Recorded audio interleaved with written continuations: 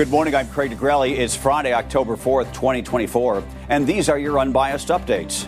Thousands of dock workers are returning to their jobs after a tentative agreement to raise their pay. For now, the strike is over. We have details on the key issues and what happens from here. And why, after more than 3 decades in prison, the Menendez brothers, infamous for killing their parents, might have their case reviewed, and the factor it all hinges on. From the Straight Arrow News Studio, bringing the stories that matter to you from across the United States and around the world, these are today's Unbiased Updates. Crisis averted for now. Tens of thousands of U.S. dock workers are getting back on the job after 2 days of a strike that clogged dozens of East and Gulf Coast ports. The historic labor action, which threatened to drive inflation back up, is now on hold until at least January 15th, after members of the International Longshoremen's Association struck a tentative deal with the U.S. Maritime Alliance over pay.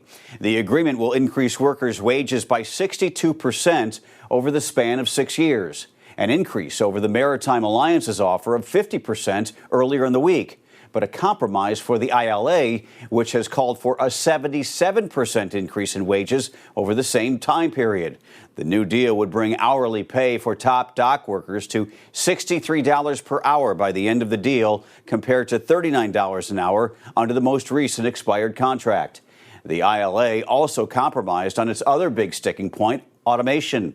Dock workers had been calling for a total ban on automation. Sources close to the matter have said that will be the main topic of negotiations between now and January 15th. Across the world, powerful blasts rocked Beirut overnight as Israel unleashed some of its heaviest strikes on the Lebanese capital city yet. This comes as Iran's foreign minister is in Beirut, meeting with Lebanese officials over the expanding conflict between Israel and Iran-backed militant group Hezbollah. On Thursday, Israel ordered more evacuations for villages in southern Lebanon, which could signal plans to broaden the ground invasion there. Meantime, Lebanon's state-run news agency says an Israeli strike took out the main highway between Lebanon and Syria, which tens of thousands of people have used over the past 2 weeks to flee the escalating fighting between Israel and Hezbollah. And the Israeli military says it killed another top Hezbollah militant, Mohammed Anisi, in a recent strike on Beirut. Hezbollah has not yet confirmed that claim. A federal jury convicted 3 former Memphis police officers on Thursday in the 2023 beating death of Tyree Nichols, but they were acquitted of the most serious charges. The jury found Tadarius Bean, Demetrius Haley, and Justin Smith guilty of witness tampering for covering up the attack. Haley was also convicted of violating Nichols' civil rights. Nichols died 3 days after the officers brutally beat him following a traffic stop. The officers now face up to 20 years in prison for the witness tampering convictions, while Haley's civil rights violation conviction carries up to 10 years. Sentencing is pending, with the hearing scheduled to determine whether they will remain in custody. The case has triggered federal investigations into Memphis police practices, and Nichols' family has filed a $550 million lawsuit against the city and its police department.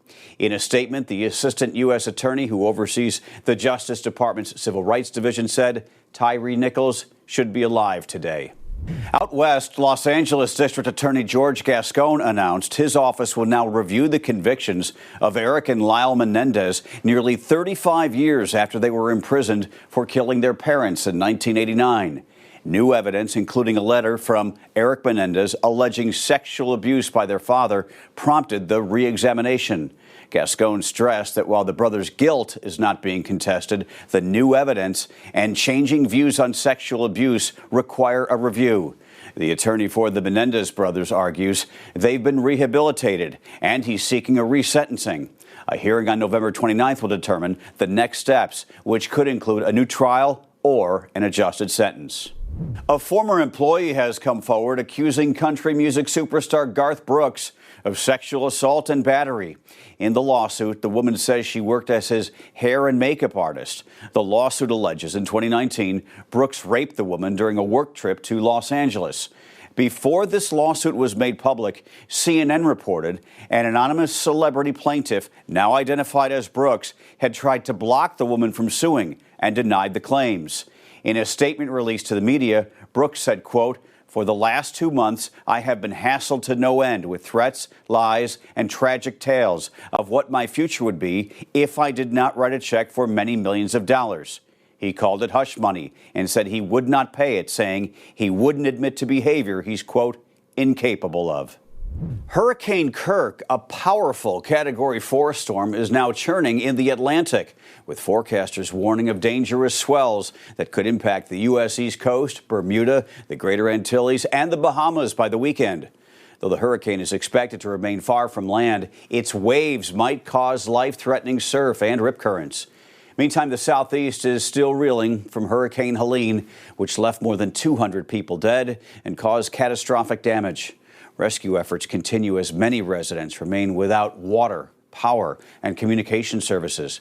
President Biden has visited the region to survey the devastation, pledging federal aid for debris removal and recovery efforts in Florida, Georgia, and the Carolinas.